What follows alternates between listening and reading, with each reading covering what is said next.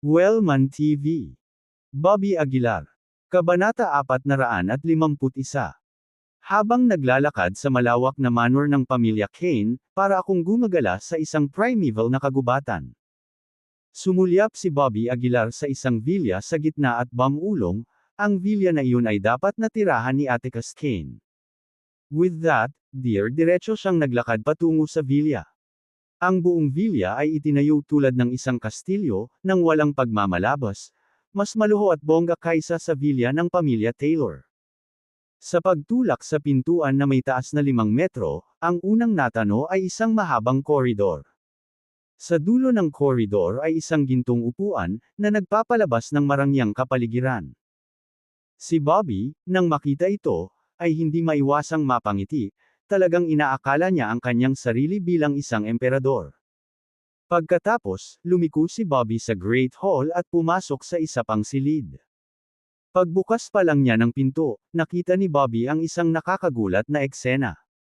Sa silid, isang Manchurian tiger ang talagang iniingatan. Isang napakalaking kadena ang nakakandado sa leeg ng tigre, at ang katawan nito ay natatakpan ng mga galos na parang brutal na binugbog. Sa sandaling pumasok si Bobby, biglang tumalsik ang Manchurian tiger at galit na umatungal sa kanya.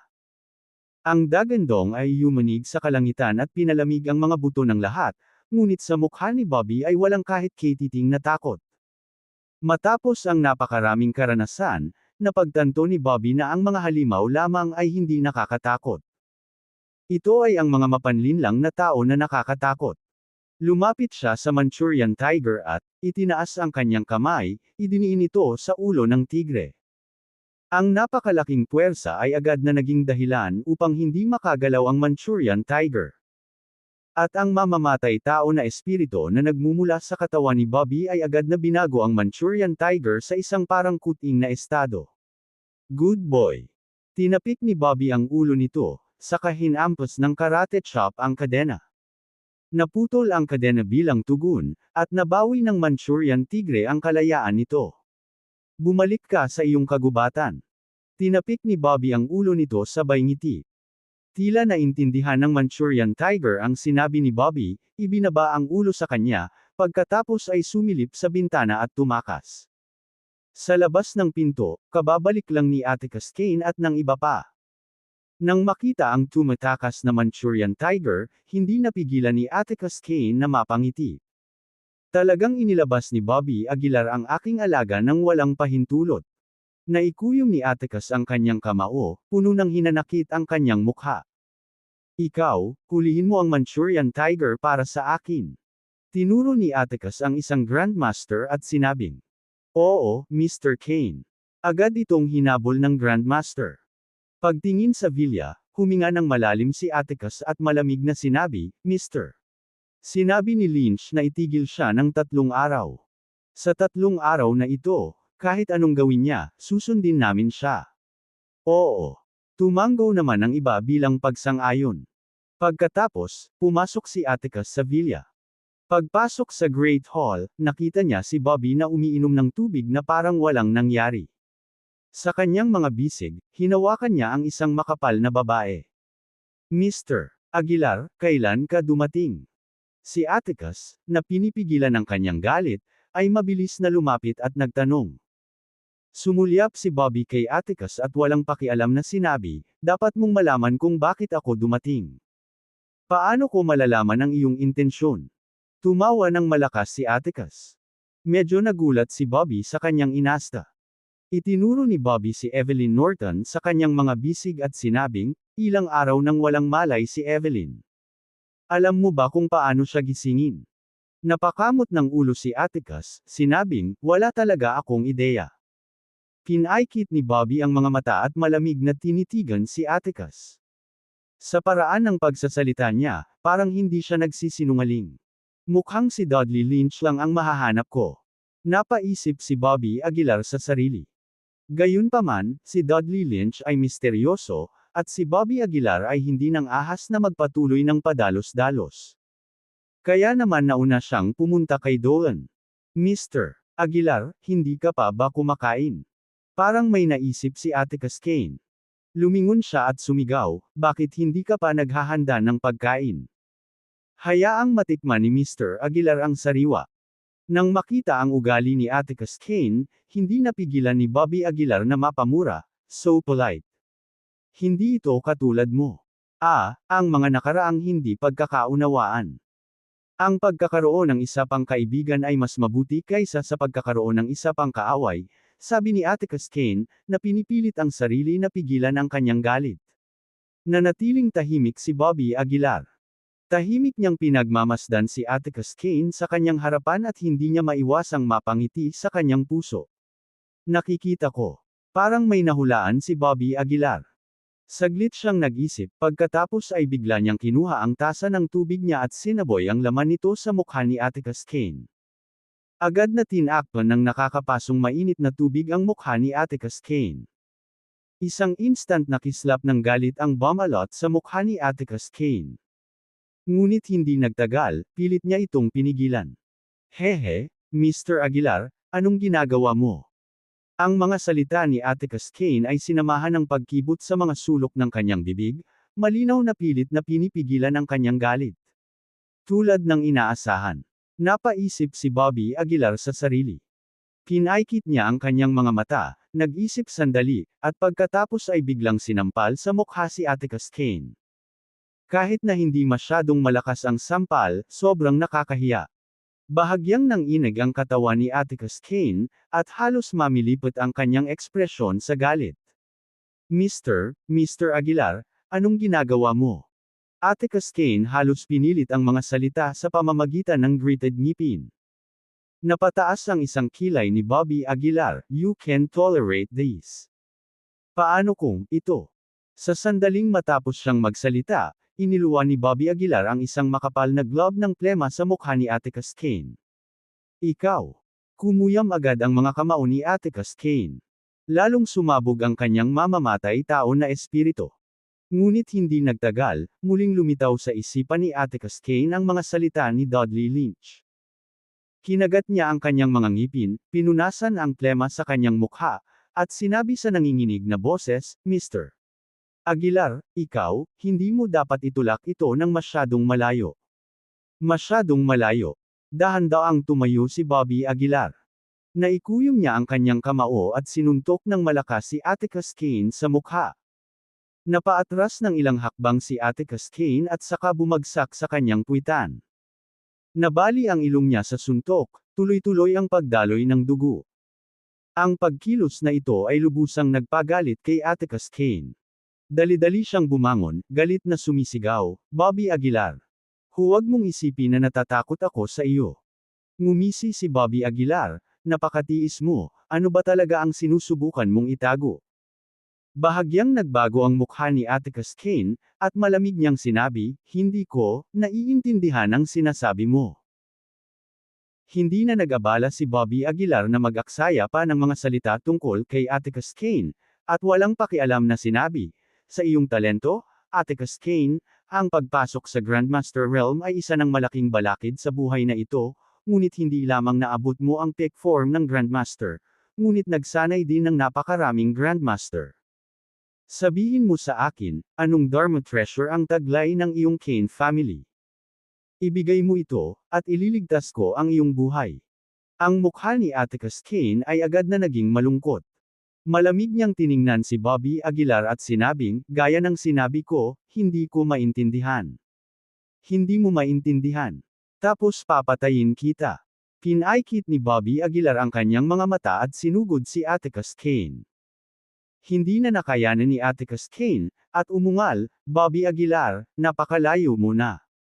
Sa tingin mo ba ako, si Atticus Kane, ay gawa sa putik? Mamatay.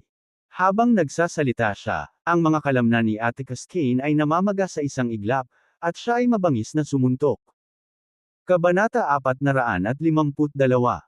Sa pagharap sa pag-atake ni Atticus Kane, walang ekspresyon ang mukha ni Bobby Aguilar. Hinuyam niya ang kanyang kamao at casual na pinuntahan ang pag-atake. Klang! Isang napakalaking tunog ang umalangaw-ngaw, na pumuno sa buong silid. Ang katawan ni Atticus ay direktang napaatras ng ilang metro, at ang kanyang kamao ay nabasag. Kung walang mahiwagang artifact, anong mga kwalifikasyon ang mayroon ka para labanan ako? Ngumisi si Bobby. Kinagat ni Atticus ang kanyang mga ngipin, tumayo mula sa lupa, at sumigaw, "Kayong lahat, sama-samang umatake." Oo. Naghiyawan ang grupo at mabilis na pumindot pasulong. Perpektong timing. Ngumisi si Bobby. Sa mga mata ni Bobby, ang ordinaryong peak form ng mga Grandmaster ay wala. Matapos makuha ang Divine Dragon Power, ang kanyang lakas ay umabot sa hindi kapani-paniwalang antas. Mabilis na ginamit ni Bobby ang Shrunken Ground into an inch, at biglang nawala ang kanyang figure. Sa sumunod na segundo, nagpakita siya sa harap ng isa sa kanila. Ha! Natigilan ang lalaki, at bago pa siya makapag-react ay natakpan ng palad ni Bobby ang mukha niya. Agad na na-activate ang Heaven Swallowing skill, at isang rolling force ang bumalot sa palad ni Bobby papunta sa dantian ng kanyang kalaban. Sa loob ng ilang segundo, ang peak form of Grandmaster na ito ay ganap na naubos. Ang iba sa grupo ay agad na natakot, ang kanilang mga mukha ay namutla at hindi makagalaw. Ano? Anong uri ng masamang pamamaraan ito? May kinilig. Hindi rin masyadong maganda ang mukha ni Atticus, hindi niya akalain na ang isang peak form of Grandmaster ay hindi man lang makalaban kay Bobby. Salamat sa regalo. Dinilaan ni Bobby ang kanyang mga labi, tila demonyo. Sa sumunod na segundo, muling tumapak si Bobby sa Shrunken Ground into an inch at sinugod sila. Sa isang kisap mata, isa pang Grandmaster ang nilamon. Ang natitirang mga tao ay ganap na nataranta, tumingin sila kay Atticus para humingi ng tulong, ang kanilang mga mata ay puno ng takot. Atticus, mangyaring iligtas kami. Ang grupo ay nanatiling malapit kay Atticus, ang kanilang mga mata ay nagsusumamo ng tulong. Huminga ng malalim si Atticus, tumingin kay Bobby na may malamig na mga mata, no wonder si Mr. Dudley ay napakaingat. Sinulyapan ni Bobby si Atticus at walang pakialam na sinabi, "Sabihin mo sa akin ang sekreto ng iyong paglilinang, at ililigtas ko ang iyong buhay." Sa iyong panaginip, ngumisi si Atticus. Bobby, dahil kaya kong duminahin si Dolan, at protektahan ang sekreto ng paglilinang, sa tingin mo ba ay wala akong paraan para protektahan ang sarili ko? Malamig na tawa ni Atticus. Nag-cross arm si Bobby sa dibdib at nagtaas ng kilay, "Oh. Mukhang marami kang sekreto."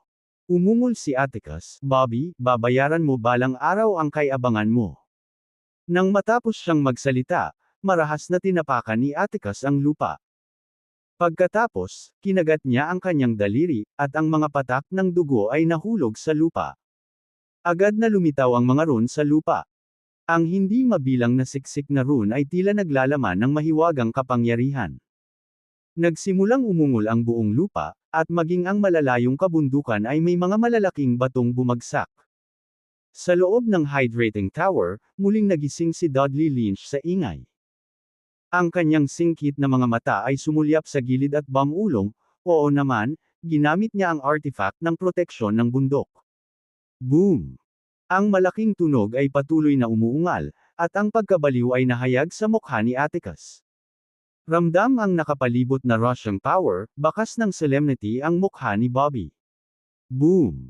Sa isang malakas na ingay, ilang sinag ng liwanag ang biglang tumaas mula sa gilid ng langit.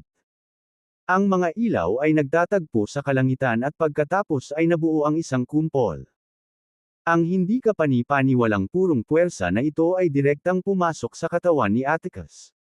Sa isang iglap, mabilis na tumaas ang aura sa paligid ni Atticus. Ang kanyang kaharian ay talagang lumagpas sa antas ng Grandmaster at dumiretso sa half-step na Martial Marquis rank. Ano ito? Lalong tumingkad ang solemnity ni Bobby. Anong paraan ang ginamit ni Atticus para pilitin na tumaas ang kanyang aura sa kalahating hakbang na Martial Marquis realm? Sa wakas, nagsimulang maglaho ang liwanag sa paligid.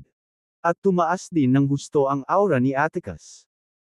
Ikinuyom niya ang kanyang kamao at malamig na tinitigan si Bobby, ngumisi, "Bobby, alam kong malakas ka, ngunit hindi ako naniniwalang makakalampas ka ng mga kaharian para labanan ang kalahating hakbang na Martial Marquis.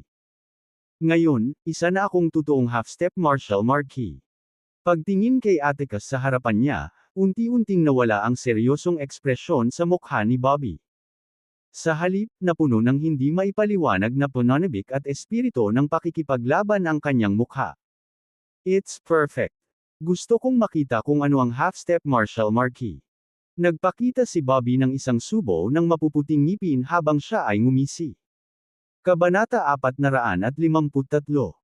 Sa pagtingin kay Atticus Cain, na pumasok sa kalahating hakbang na martial marquee realm, si Bobby Aguilar ay naging mas nasasabik. Ito ang kaharian ni Dexter Blair. Huminga ng malalim si Bobby Aguilar, puno ng hindi maipaliwanag na mga inaasahan ang kanyang mga mata. Gayunpaman, sa sandaling ito, napansin ni Bobby na may kakaiba kay Atticus Cain sa kanyang harapan.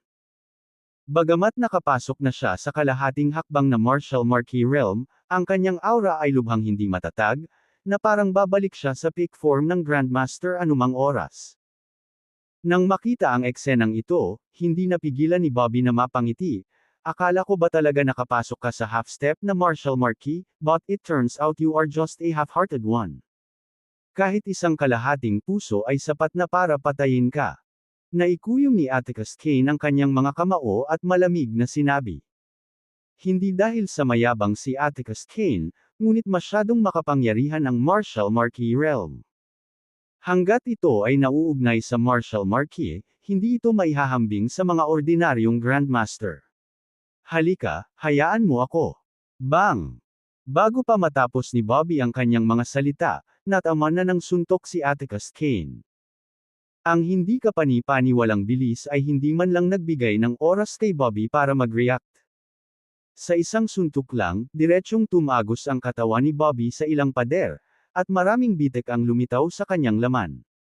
Mula sa mga guho, dahan-daang gumapang palabas si Bobby. Sa pagtingin sa kanyang mga sugat, hindi niya maiwasang sumimangot. Ito ba ang kapangyarihan ng isang kalahating hakbang na martial marquee? Isang suntok lang ang may kapangyarihang ilipat ang mga bundok at ilog. Whoosh! Sa sandaling ito, bumagsak ang isa pang suntok na may inner strength. Hindi kalabisan na sabihin na ang suntok na ito ay hindi mas mahina kaysa sa mga modernong armas. Ang buong lupa ay agad na naging mga guho. Nagmamadaling umiwas si Bobby sa gilid, bakas sa mukha niya ang pagiging solemnidad. Napakalakas. Bulong ni Bobby.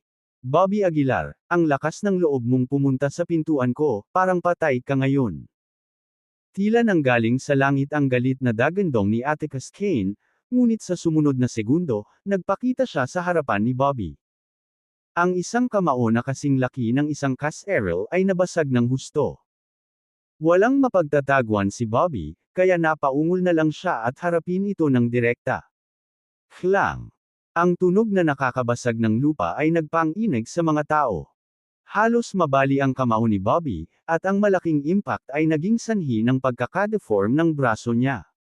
Paft! Sa isang mahinang ungol at isang matalim na suntok, niluwa ni Bobby ang dugo. Ito ba ang kapangyarihan ng isang kalahating hakbang na martial marquee? Binaliwala ni Bobby ang mga sugat sa kanyang katawan at nakita niya ang makapal na kabaliwan sa kanyang mga mata. Matapos ang paghakbang sa kalahating hakbang na martial marquee, maging si Atticus Cain ay maaaring magkaroon ng ganoong kapangyarihan. Paano hindi ka panipaniwala ang kanyang sariling hitsura kung siya ay humakbang sa kalahating hakbang na martial marquee? Hindi na ako makapaghintay na malaman ang sekreto ng iyong paglilinang. Pinunasan ni Bobby ang dugo sa gilid ng bibig niya at ngumisi ng paulit-ulit. Sa sumunod na segundo, hindi na nag-aksaya pa ng oras si Bobby. Sumigaw siya ng malakas, at biglang nagliyab ang dugo at chi ng buong katawan niya. Ang gintong liwanag sa paligid ng kanyang katawan ay pumuno sa manor, tulad ng isang umuusbong na araw. Dahil sa sagradong liwanag na ito, hindi nang ahas ang mga tao na tumingin dito. Third layer saintly body skill. Nahaharap sa half-step na martial marquee Atticus Cain, hindi nang ahas si Bobby na maging pabaya at direktang ginamit ang third layer saintly body skill. Lalong nanigas ang kanyang katawan, na parabang hinagis mula sa ginto. Walang silbi, sa harap ng agwat ng kaharian, ang anumang kasanayan sa paglilinang ay hindi gaanong mahalaga. Atticus Cain umungal at sumingil muli. Ganap na panimulang sagradong kamao. Inilabas ni Bobby ang aura ng kanyang buong katawan, at ang kanyang ginintoang kamao ay naglalaman ng hindi maisip na kapangyarihan, na humarap dito ng direkta. Boom! Isa itong malaking banggaan, at sa isang iglap, nawala ang kulay ng hangin at mga ulap, at isang marahas na hangin ang dumaan. Ang buong villa ay hindi nakayanin ang presyon at bumagsak sa isang putok. Yun lang. Isang malupit na ngiti ang lumitaw sa mukha ni Atticus Kane. Biglang nalaslas ang kanyang kamao sa kanyang palad, at sa isang putok, lumipad ang buong katawan ni Bobby Aguilar. Crash! Nahulog si Bobby Aguilar mula sa langit at bumagsak ng husto sa lupa. Tumalsik ang dugo mula sa kanyang bibig, at ang liwanag ng saintly body skill ay nagsimulang mabasag ng paunti-unti. Napakalakas. Tila naapektuhan ng suntok ang kanyang 5 laman loob at 6 na bituka, at maging ang matibay na laman ni Bobby ay pilit na kinakalaban. Bobby Aguilar, sinasabi mong hindi masisira ang katawan mo. Ngayong araw, sisirain kita. Malupit na sabi ni Atticus Kane sabay ngiti. Pagkatapos, nagsimulang bumuo ng 2 malalaking kamay sa ilalim ng mga paa ni Bobby. Ang mga kamay ay parang bakal na pang-ipit, mahigpit na nakahawak sa katawan ni Bobby. Samantala, humakbang si Atticus Kane at isinara ang distansya. Napunit ang daliri. Sa dagandong ni Atticus Kane, isang mahinang kislap ng liwanag ang nag-apoy sa kanyang daliri. Bagamat mahina ang liwanag, ang aura nito ay hindi pa nagagawang malakas. Feeling this aura, nagbago ng gusto ang mukha ni Bobby. Sinubukan niyang magpumiglas, ngunit hindi siya makawala. Mamatay. Walang awang itinusok ni Atticus Kane ang kanyang daliri sa dibdib ni Bobby. Sa isang iglap, lumalaban ang matigas na katawan ni Bobby. Saintly body skill. Ang matinding puwersa ay namutla ang mukha ni Bobby. Hindi siya nang ahas na maging pabaya at agad na pinaandar ang kanyang saintly body skill sa pagtatangkang lumaban. Gayunpaman, sa pagkabigla ng lahat, ang daliri ni Atticus Kane ay tumagos sa saintly body skill. Pagkatapos ay damaykit ito patungo sa laman ni Bobby. Sa sandaling dumampi ang kanyang daliri, isang hindi matiis na matinding sakit ang bumaril kay Bobby. Pakiramdam niya ay walang tigil ang pag-drill sa kanyang dibdib ng isang electric drill, hindi mabata ang sakit na naghihiwalay sa kanya. Sa wakas, hindi na kinaya ng katawan ni Bobby at ang daliri ay tumusok ng malalim sa kanyang laman. Puputulan ko ang iyong 5 laman loob at 6 na bituka para pakainin ang mga aso. Malungkot na sabi ni Atticus Kane. Ang sakit kaya napasigaw si Bobby. Sa kritikal na sandali na ito, nagmamadaling tinawag ni Bobby ang Venerable Fifth Mountain, na gamulong patungo sa Atticus Kane. Nahaharap sa isang mahiwagang artifact, kahit na si Atticus Kane ay hindi nais na dalhin ito ng direkta. Mabilis siyang umatras ng ilang hakbang, at umalis ang daliri niya sa katawan ni Bobby. Hehe, ang iyong katawan ay talagang kahanga-hanga, ngunit sa aking kasalukuyang estado, hindi ito nagkakahalaga ng pagbanggit. Dinilaan ni Atticus Kane ang dugo mula sa kanyang daliri at walang pakialam na sinabi. Kumunot ang noo ni Bobby, seryoso ang mukha. Ang half-step martial marquee ay mas malakas pa kaysa sa naisip niya. Kung hindi dahil sa Divine Dragon Power, baka namatay na talaga siya dito ngayon. Kung si Atticus Kane, ang matikas na bihis na binata ng pamilya Blair ay mahirap pakitunguhan, gaano pa kitikot si Dexter Blair ng pamilya Blair. Marami na akong natutunan sa cultivation skill sa panahong ito, at sa Divine Dragon Power, baka may pagkakataon ako. Seryosong sabi ni Bobby. Naisip mo na ba kung paano mo gustong mamatay? Tinuya ni Atticus Kane mula sa malayo. Pagkatapos, nakita nilang dahan-dahan niyang itinaas ang palad. Sa isang iglap, yumanig at nanginig ang lupa. Nagsimula ring umugang ang lupa sa ilalim ng mga paa ni Bobby. Pagtingin nila sa itaas, nakita nila ang isang higanteng kamay na nakatikip sa langit, na nakadiin. Ang napakalawak na presyon ay naging sanhi ng paglubog ng lupa sa bawat layer. Ang katawan naman ni Bobby, parang sesabog na sa laman. Kabanata 454. Sa pagdiin ng higanteng kamay, nagsimulang tumaas ang alikabok sa lupa. Ang isang malaking bahagi ng lupa ay gumuho, na bumubuo ng isang malaking hukay. Patuloy na lumubog pababa ang katawan ni Bobby Aguilar. Walang katapusang pressure ang nagpalabas ng mga ingay sa kanyang katawan. Tumangala si Bobby Aguilar sa celestial na higanteng kamay, ang kanyang mga mata ay nagpapakita ng pahiwatig ng pagnanasa. Ito ay isang pagnanais para sa kapangyarihan. Isang pananabik para sa tagumpay. Half-step martial marquee, ungol ni Bobby Aguilar, lumakas ang kanyang fighting spirit, muling sumibol ang gintong liwanag, nakataas ang dalawang kamay para salubungin ang kamay. Boom! Gayunpaman, ang lakas ni Bobby Aguilar ay naantala lamang ang pagdurog ng higanteng kamay ng kalahating segundo, at pagkatapos ay patuloy itong bumaba. Umungol si Bobby Aguilar nang ang napakalaking puwersa ay nagdulot ng pag-agos ng dugo mula sa kanyang 7 butas at kahit na tumagos sa kanyang mga butas.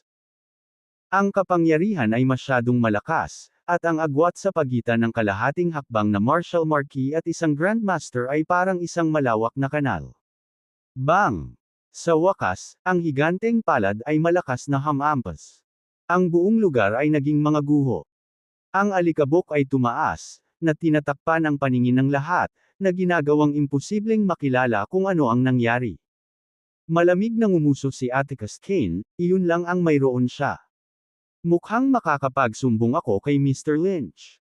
Pagkasabi noon, casual na ikanaway ni Atticus Kane ang kanyang kamay at sinabing, tingnan mo kung nadurog siya sa meat paste. Oo, Mr. Kane.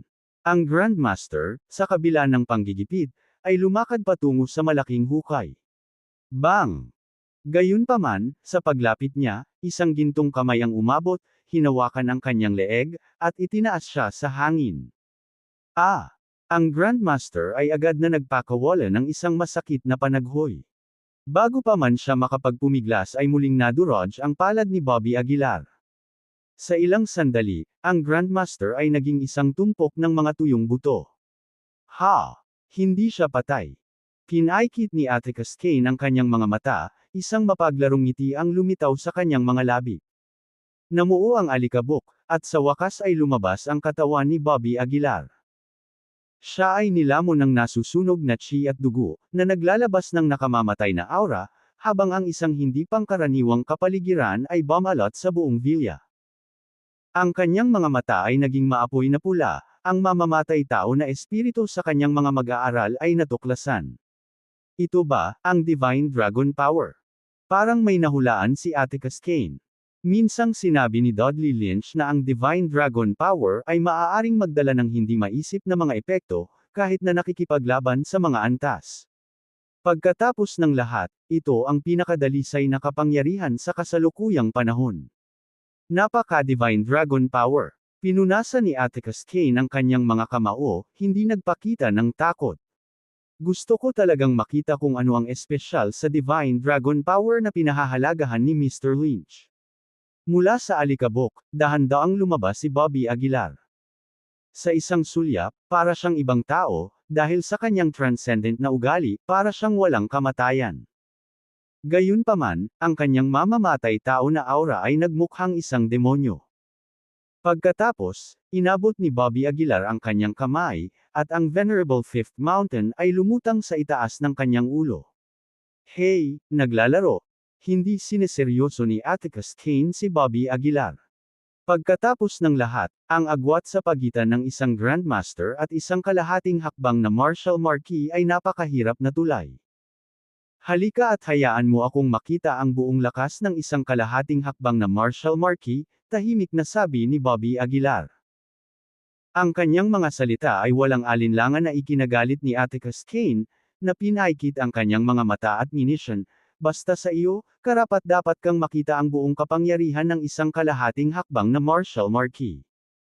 Napaatras si Bobby Aguilar gamit ang kanyang mga kamay, hindi pinansin ang walang katapusang tirada ni Atticus Kane. Napapikit pa siya ng bahagya, nakahalukip-kap ang mga kamay sa likod niya, at nakatayo doon na parang walang ibang tao. Nang makita ang sitwasyon, hindi napigilan ni Atticus Kane ang mapatawa. Tinuro niya si Bobby Aguilar, nanunuya, marunong ka talagang magpanggap. Sa tingin mo ba ay dahil lang sa mayroon kang Divine Dragon Power, maaari kang makipagkumpetensya sa isang half-step na martial marquee? Walang muwang. Masyado kang kalokohan, malamig na sabi ni Bobby Aguilar. Si Atticus Kane ay lubusang nagalit, at sa pamamagitan ng isang selyo ng kanyang paa, siya ay lumundag patungo kay Bobby Aguilar sa isang, whoosh, na tunog. Yung suntok na naman. Isang kamao na puno ng inner strength. Flop. Ngunit ang hindi kapani-paniwalang mabangis na suntok na ito ay madaling nasalo ni Bobby Aguilar sa isang casual na pagtaas ng kanyang kamay. Bahagyang nagbago ang mukha ni Atticus Kane, at ang kanyang malaking katawan ay nanginginig ng gusto, kumawala sa pagkakahawak. Pagkatapos noon, umatras ng ilang hakbang si Atticus Kane, pinaikit ang kanyang mga mata at sinabing, ang Divine Dragon Power na ito ay medyo kawili-wili, hindi nakakagulat na pinahahalagahan ito ni Mr. Dudley Lynch. Malamig na tiningnan ni Bobby Aguilar si Atticus Kane at sinabing, kung hindi mo gagamitin ang lahat ng iyong lakas, natatakot ako na hindi ka magkakaroon ng pagkakataon. Ngumisi si Atticus Kane, nakita mo iyon, ha? Fine, hayaan mong ipakita ko sa iyo ang tunay na kapangyarihan ng isang half-step martial marquee. Sa sandaling bumagsak ang kanyang mga salita, itinaas ni Atticus Kane ang kanyang dalawang kamay. Sa isang iglap, tila ang mga bakas ng mga inscription sa landas ay umalangaw-ngaw sa hindi gaanong kalayuan. Ang ganitong uri ng paraan, ay ginagawang hindi maibaba ng isang tao ang kanilang dila. Pagkatapos, casual na humampas si Atticus Kane. Sa isang iglap, parang libo-libong sundalo at kabayo ang sumugod sa kanya. Isa lamang itong casual na palad, ngunit tila hinihila nito ang kapangyarihan ng langit at lupa, na walang iniwang lugar na mapagtataguan. Malamig ang mukha ni Bobby Aguilar, at agad niyang itinaas ang kanyang kamay para sa absolute beginning sacred feast. Gamit ang activated Divine Dragon Power, ang lakas ni Bobby Aguilar ay sumailalim sa qualitative change. Ang suntok na ito ay agad na nabasag ang higanteng kamay. Gayunpaman, hindi nagulat si Atticus Kane. Bahagya siyang ngumuso at sinabing, pag-ana lang yan, Bobby Aguilar. Panuurin mong mabuti. Pagkatapos nito, nagsimulang manginig ang katawan ni Atticus Kane, at isang malaking pattern ng inscription ang lumitaw sa kanyang harapan. Ang pattern na ito ay kumikislap na may madilim na glow at naglabas ng pambihirang aura na walang nang ahas na tumingin ng diretsyo. Libong mekanismo seal. Sa isang sigaw mula kay Atticus Kane, ang pattern ay mabilis na inapi at lumapit. Whoosh! Hindi mabilang na mga pattern ang naiwan kahit saan upang itago. Ang kanilang nakakatakot na kapangyarihan ay halos sapat na upang basagin ang void. Seryoso ang mukha ni Bobby Aguilar, at hindi na niya maitago pa ang kanyang kayamanan. Inayos niya ang kanyang paghinga at bamulong, magagamit ko lang ang galaw na iyon. Orihinal na sinadya para kay Dexter Blair, ngunit sa sandaling ito ay walang ibang paraan si Bobby Aguilar. Pinagsama-sama niya ang lahat ng lakas niya sa kanyang mga kamay. Isang nakakatakot na enerhiya ang nagsimulang mag-ipon sa kanyang mga palad. Pagkatapos, isang lilang apoy ang bumalot sa kanyang mga kamay. Ang dantian energy ni Bobby Aguilar sa loob ng kanyang katawan ay mabilis na nahugot at naubos. Sa maikling panahon, ang espiritual na kapangyarihan sa kanyang katawan ay naubos, na nakatutok ng buo sa kanyang mga palad. Ang pamamaraang ito ay tinatawag na spiritual fire seal. Tanging ang mga nagtataglay ng espiritual na apoy ang maaaring gumamit nito. Pero walang kap-ares ang kapangyarihan nito, malamig na sabi ni Bobby Aguilar. Halika, hayaan mo akong harapin ang kapangyarihan ng isang kalahating hakbang na martial marquee ng direkta. Kasabay ng dagandong ni Bobby Aguilar, nabuo ang spiritual fire seal sa kanyang harapan. Ito ay isang lilang emblem na tila nanggaling sa sinaunang panahon. Isang imaheng ginawa mula sa pinakamakapangyarihang purple spirit fire sa mundo ang nasunog sa palad ni Bobby Aguilar. Pumunta ka, espiritual na apoy na selyo. Sa isang mahinang paghampas lang ng palad ni Bobby Aguilar, ang kapangyarihang pangwakas sa mundo ay sumabog sa isang iglap. Kabanata 455. Ang Spiritual Fire Seal ay isang tunay na divine rank cultivation skill, Ang kapangyarihan nito ay hindi maisip. Ang agwat sa pagitan ng langit, lupa, malalim, at makamundo ay halos kasing hirap tawirin ng isang trench. Gayunpaman, para sa isang tao sa antas ni Bobby Aguilar, ang paggamit ng isang divine rank cultivation skill ay masyadong malaki. Kahit na gamitin niya ang lahat ng kanyang lakas at humiram ng divine dragon power, maaari lang siyang mag-cast ng isang spiritual fire seal sa isang pagkakataon. Nang makita ang napakaraming spiritual fire seal, isang bihirang hitsura ng solemnidad ang lumitaw sa mukha ni Atticus Kane. Ano ang bagay na ito? Napasigaw si Atticus Kane sa gulat. Ang ganitong uri ng kasanayan sa paglilinang ay talagang maisakatuparan ni Bobby Aguilar, nakakapasok lang sa kaharian ng isang Grandmaster. Boom! Ang spiritual fire seal, na may dalang walang katapusang kapangyarihan, ay gumulong patungo sa Atticus Kane. Sa wakas, sa sandaling ito, ang dalawang diskarte ay nagbanggaan sa isa't isa. Isang dagandong sa langit at lupa ang halos yumanig sa kalahati ng doon. Tila mga sparks na pumutok sa langit, hindi ka pani-paniwalang nakakasilaw. Ano ang bagay na iyon? Tanong ng isang tao. Paputok ba? Tanong ng iba. Ganoon kalaki. Ito ay dapat na sumasaludo sa mga itlog. May tumunog.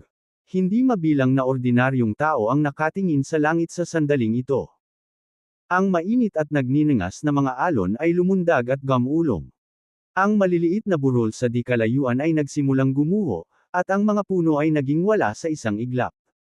Pati ang hydrating tower ay naapektuhan.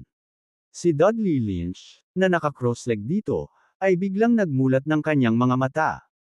Anong klaseng kapangyarihan ito? Dumating na ba ang kalahating hakbang na Martial Marquis? Bakas sa mukha ni Dudley Lynch ang hindi kasiya siya. Ito ay hindi posibleng isang pamamaraan na ipinatupad ni Bobby Aguilar, tama ba? Mahinang ungol ni Dudley Lynch.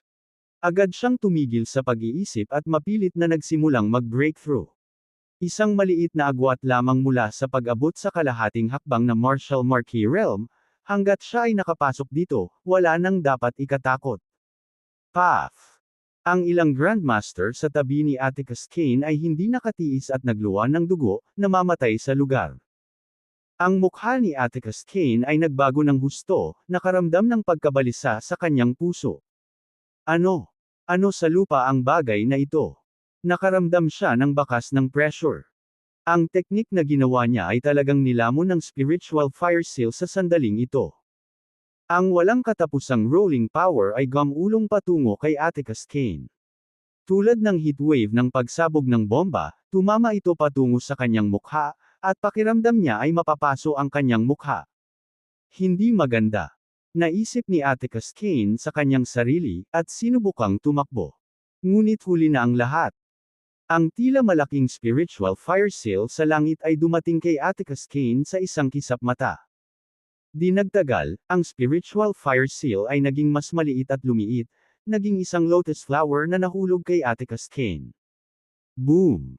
Sa sandaling hinawakan siya nito, sumabog ang spiritual fire seal.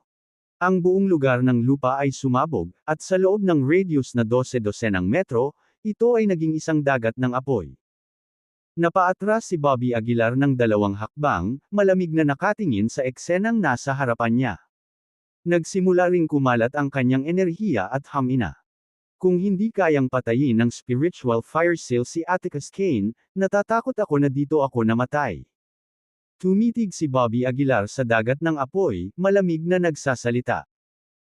Ang dagat ng apoy ay nag-alab sa loob ng isang buong kalahating oras, at sa wakas, nagsimula itong maglaho ng unti-unti. Tumingin si Bobby Aguilar sa paporong dagat ng apoy at humakbang patungo dito, paisa-isang hakbang. Nakita niya si Atticus Kane na nakahiga, halos sumabog ang katawan sa pagsabog. Ang hindi mabilang na mga buto ay naging alikabok, at ang mga piraso ng sirang buto ay nalantad. Ikaw. Nagpumiglas si Atticus Kane na itaas ang kanyang kamay at itinuro si Bobby Aguilar. Nang makita ang kahabag-habag na kalagayan ni Atticus Kane, sa wakas ay nakahinga ng maluwag si Bobby Aguilar. Habang nakatingin kay Atticus Kane, Malamig niyang sinabi, half-step Marshall Marquis, tunay na naaayon sa pangalan nito. Ibinuko ni Atticus Kane ang kanyang bibig, at sa huling bahagi ng kanyang lakas, napangisi siya, papatayin ka ni Dudley. Talaga. Ngumisi si Bobby Aguilar. Kahit hindi siya dumating, hahanapin ko siya. Hindi na kailangan. Mukhang miserable ang mukha ni Atticus Kane. Malapit lang siya. Kapag lumabas siya, siguradong patay ka. Biglang nagbago ang mukha ni Bobby Aguilar.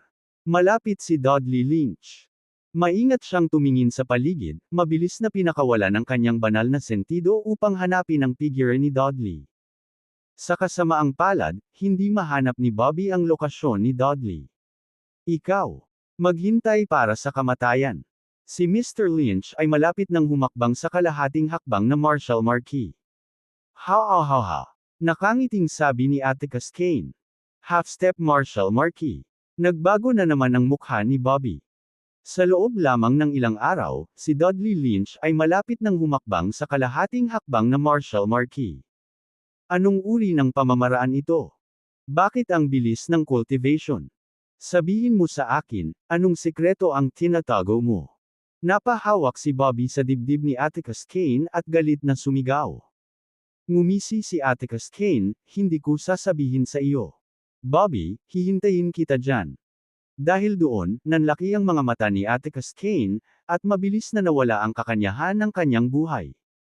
Bakas sa mukha ni Bobby ang pagkaseryoso. Walang alinlangan, tiyak na gumamit sina Dudley Lynch at Atticus Kane ng ilang lihim na pamamaraan o kayamanan upang linangin ang napakabilis. Ngunit, ito ba ay isang lihim na pamamaraan o isang kayamanan? Kung ito ay isang kayamanan, nasaan ito? Boom! Habang nagmumuni-muni si Bobby, biglang sumabog ang nakakatakot na aura mula sa malayong hydrating tower. Ang aura na ito ay napakabangis, mas malakas pa kaysa kay Atticus Kane ngayon lang. Ang tunay na half-step Marshall Marquis. Nagbago ang mukha ni Bobby. Tumingin siya sa direksyon ng hydrating tower at bumulong, pwede bang? Si Dudley ay nagtatago doon. Hindi na naglakas loob si Bobby na mag-isip pa. Sa kanyang kasalukuyang estado, wala siyang kapangyarihan sa harap ni Dudley. Sa ngayon, kailangan niyang iwasan ang matalas na gilid ni Dudley. Kaya naman, hindi na nag-aksaya pa ng oras si Bobby, pinadyak ang paa at mabilis na umalis. Sa loob ng hydrating tower, ang malalakas na aura ay umiikot sa paligid ni Dudley Lynch. Siya ay may baliw na ekspresyon sa kanyang mukha at tumawa, ito ba ang kapangyarihan ng isang kalahating hakbang na Marshall Marquis? Ito na ba? Sa mundong ito, mayroon bang anumang bagay na hindi ko magawa, si Dudley Lynch? Naramdaman ang matinding kapangyarihan ng kalahating hakbang na Marshall Marquis, labis na nasasabik si Dudley. Panahon na para patayin si Bobby Aguilar. Pinaikit ni Dudley ang kanyang mga mata, pagkatapos ay mabilis na nawala ang kanyang anyo habang tinatapakan ang kanyang paa. Sa loob ng ilang sandali, nakarating siya sa Kane Family Manor's ruins. Nang makita ang eksenang nasa harapan niya, malamig na sinabi ni Dudley, kahit ang paggamit ng bundok na nagpoprotekta sa magic weapon ay nagdala ng ganoong sitwasyon. Bobby Aguilar, patay ka na. Kung gaano kalakas si Bobby, mas lalong nagalit si Dudley. Dahil dapat sa kanya ang kapangyarihang iyon, Dudley Lynch. Ito dapat ang kanyang Divine Dragon Power. Ngunit sa kritikal na sandali, ito ay kinuha ni Bobby. Paanong hindi siya magagalit? Kung ang Divine Dragon Power ay nasa aking mga kamay. Sino ang makakapigil sa akin sa mundong ito? Puno ng bisyo ang mga mata ni Dudley, halos manginig ang kanyang katawan. Sa sandaling ito, natuklasan ni Dudley ang bangkay ni Atticus Kane na nakahandusay sa lupa. Nagsalubong ang mga kilay ni Dudley, at sa isang iglap, tumabi siya sa katawan ni Atticus Kane. Namatay ba siya? Sa pagtingin sa walang buhay na si Atticus Kane, mas lalong nag-init ang galit ni Dudley. Huwag kang mag-alala, ipaghihiganti kita. Maya-maya, mahinang sabi ni Dudley. Bukod dito, ngayon ang perpektong pagkakataon upang ipahayag sa mundo na ako, si Dudley Lynch, ay pumasok sa kalahating hakbang na Marshall Marquis. Tuloy-tuloy ng inisyon ni Dudley. Sa susunod na sandali, umalis siya sa Kane Family Manor. Naging tahimik ang paligid. Dati ay isang napakagandang lugar, ang Kane Family Manor ay napakatiwangwang na ngayon. Isang oras pagkaalis ni Dudley, isang figure ang lumitaw mula sa mga anino. Ito ay walang iba kundi si Bobby Aguilar. Kaya iyon ang kapangyarihan ng isang kalahating hakbang na martial marquee. Huminga ng malalim si Bobby, bakas sa mga mata niya ang matinding pagnanasa. Pagkatapos, tumingin si Bobby sa malayong hydrating tower at ulong, Dudley. Nilinang niya gamit ang tore na iyon, hindi ba? Habang nagsasalita ay mas lalong lumawak ang ngiti ni Bobby. Ngayon, ang tore ay pag-aari ko. Kabanata 456. Napatingin si Bobby Aguilar sa malayong hydrating tower, puno ng pananabik ang kanyang mga mata. Inilabas ang kanyang divine sense, maingat siyang humakbang patungo sa hydrating tower. Ang hydrating tower ay nakatayo sa isang malayong taluktok ng bundok, na lumilitaw na natural ngunit may kaunting mga palatandaan ng gawa ng tao. Ang tore ay hindi masyadong mataas, ngunit tinatanaw nito ang halos kalahati ng dome. Ang matayog na hydrating tower na ito ay pribadong pag-aari ni Atticus Kane. Makalipas ang halos kalahating oras, sa wakas ay narating na ni Bobby ang base ng hydrating tower. Nakatayo sa harap ng tore, si Bobby ay tila napakaliit. Tumingala sa hydrating tower, nagkunot ang kanyang mga kilay at sinabing, "Kakaiba, wala akong maramdamang bakas ng chi." Kakaiba. Kung wala siyang maramdamang chi, paano ginamit ni Atticus Kane at Dudley Lynch ang tore para sa pagtatanim? Pwede bang? Walang kinalaman ang tore dito. Kumunot ang noo ni Bobby. O maaaring ang hydrating tower ay isang lugar lamang para sa kanila upang manatili habang sila ay nilinang. Hindi bale, nandito na ako, akyat tayo at tingnan natin. Bulong ni Bobby sa sarili. Pagkatapos, tumungo siya sa hydrating tower. Isang simplistic na malaking gate ang hamarang sa dinadaanan ni Bobby. Ang tarangkahan ay hindi bababa sa 5 metro ang taas at tila napakabigat. Lumapit si Bobby para subukang buksan ang gate. Gayunpaman, sa sandaling dumampi ang kanyang kamay sa tarangkahan, isang napakalaking puwersa ang bumangon. Nagulat si Bobby na napaatras ng lakas. Napaatras siya ng ilang hakbang bago muling na-control. Bumangon si Bobby mula sa lupa, nag-alis ng alikabok sa kanyang mga damit, at nakasimangot na nagsasabing, mukhang selyado na. Hindi kaya. Sina Atticus Kane at Dudley Lynch lang ang pinapayagang pumasok sa tore. Umakyat muli si Bobby sa tarangkahan, inilipat ang kanyang espiritual na kapangyarihan, at sinubukang buksan ang tarangkahan. Muling bumangon ang puwersang nagtataboy, na hamarang sa dinadaanan ni Bobby. Mukhang ganoon talaga, bulong ni Bobby. Kung hindi niya mabuksan ang gate, wala siyang magagawa kundi ang pilitin siyang pumasok. Ngunit sa ngayon, ang espiritual na kapangyarihan ni Bobby ay naubos at hindi niya magamit ang 10 bahagi ng kanyang lakas. Kaya, maaari lamang siyang umupo ng naka-cross-legged sa ilalim ng hydrating tower at dahan-daang mabawi ang kanyang lakas. Samantala, umalis si Dudley Lynch sa Dolan at bumalik sa Hill Family of Central Plains sa parehong araw. Nakatayo sa airport ng pamilya Hill, isang malamig na ngiti ang sumilay sa mukha ni Dudley. Sa kabuuan ng Central Plains, ako lang ang half-step martial marquee. Ang pagtawag sa akin bilang number 1 person of Central Plains ay hindi isang pagmamalabas. Walang pakialam na sabi ni Dudley. Sa sandaling iyon, isang namamaos na boses ang umalangaw sa kanyang isipan, kahit sa buong Pyro, walang marami ang nakarating sa kalahating hakbang na martial marquee. Nang marinig ito, mas lalong lumawak ang ngiti sa mukha ni Dudley. Mula ngayon, ako na ang hari ng Central Plains. Humalaklak si Dudley. Sa pag-uwi, hindi nagmadali si Dudley sa Choiseul. Sa halip, nagpadala siya ng isang taong mag-post ng challenge letter sa Martial Arts Forum. Ang target ng hamon na ito ay walang iba kundi si Bobby Aguilar. 3 days from now, nasa Choiseul na ako. Ihanda mo ang sarili mo, malamig na deklara ni Dudley sa Martial Arts Forum. Ang mensaheng ito, sumabog ang Martial Arts Forum. Dudley Lynch. Ang unang tao sa potensyal na pagraranggo. So, sa wakas maglalaban na ang top 2. Anong meron kay Bobby lately? Una, ang Halcrone sect ay naglabas ng utos ng pagpatay para sa kanya, ngayon ay hinamon siya ni Dudley Lynch mula sa Central Plains Hill family na makipaglaban. Siguro nasira niya ang ilang damdamin ng publiko. Hindi mabilang na mga tao ang pinag-uusapan ito, na ang ilan ay nagsimulang suriin ang lakas ng dalawa. Si Dudley Lynch ay palaging ang nangungunang tao sa potensyal na pagraranggo, dapat ay nasa itaas niya si Bobby. Tama, bukod sa mga henyo mula sa mga maharlikang pamilya, si Dudley Lynch ay dapat ituring na pinakamataas na tao. Si Bobby Aguilar, bilang pangalawang tao sa potensyal na pagraranggo, ay hindi dapat masyadong malayo, hindi ba? Sa loob ng ilang sandali, walang nang-ahas na gumawa ng isang tiyak na paghatol. Sa kanilang mga mata, dapat magkaparehas sina Dudley Lynch at Bobby Aguilar sa isa't isa. Ngunit sa sandaling ito, isang misteryosong tao ang naglabas ng bombang balita. Nakatungtong si Dudley Lynch sa kalahating hakbang na Martial Marquee realm, kahit na dinaig si Baxter Mercer, na kinikilala bilang number 1 person of Central Plains. Kasunod nito, isang video ang naipost sa Martial Arts Forum. Sa video, ginagawa ni Baxter Mercer ang lahat ng kanyang makakaya, na inilabas ang lahat ng mga trick, ngunit mukhang labis na naguguluhan.